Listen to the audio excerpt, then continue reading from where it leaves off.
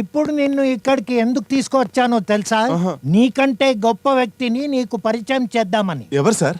నా పెద్దల్లుడు. అంటే మీకు ఇంకొక అమ్మాయి కూడా ఉందా? నమస్తే అండి. నాకిద్దరు కూతుళ్ళు. అల్లుడెక్కడ? పైనున్నట్టున్నారండి. అమ్మాయి, అల్లుడి గారిని తీసుకుని కిందకి రామ్మా.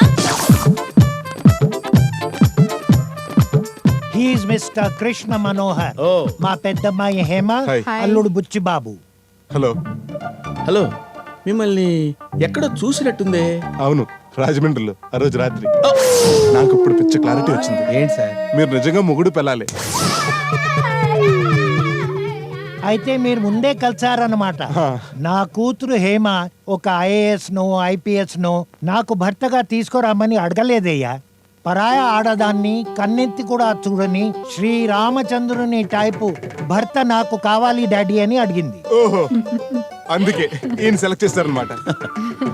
అదేంటోనండి, పరాయి ఆడదాంతో నా భర్తను ఊహించుకుంటేనే ఈయనైనా చంపేయాలనిపిస్తుంది, లేదా దాన్నైనా చంపేయాలనిపిస్తుంది. అవసరం రాకుండానే దీని అదృష్టం ఈయన దొరికాడు. అలాగా? పరాయి ఆడదాన్ని కన్నెత్తి చూడడు సరికదా, పొరపాటున చేయి తగిలినా 10 సార్లు స్నానం చేస్తాడు.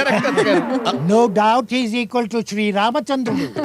అందుకే అల్లుడు, నీకు తగ్గకుండా ఉండేలా నా రెండో అల్లుడిని సెలెక్ట్ చేయాలనుకున్నాను. ఇదిగో ఇతన్ని సెలెక్ట్ చేశాను.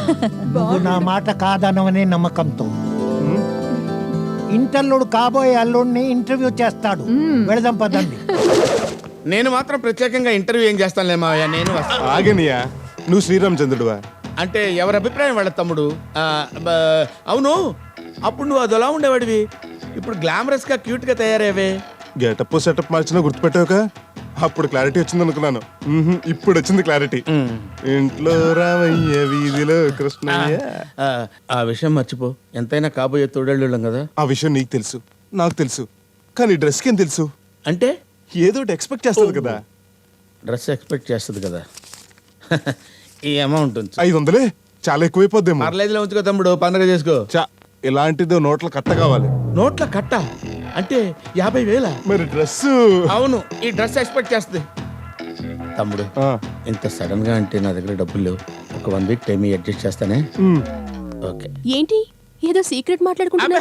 ఏ లేదమ్మా, నీ పెళ్లికి A R Rahman music program arrange చేస్తున్నాం అనమాట. ఆ పనిలో ఉండు.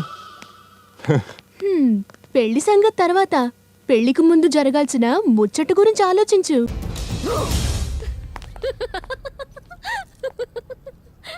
ఎందుకంత కంగారు పడుతున్నావు? భయపడ్డావు కదా ఏమైపోయానని? నిజం చెప్పు, నిజం చెప్పు.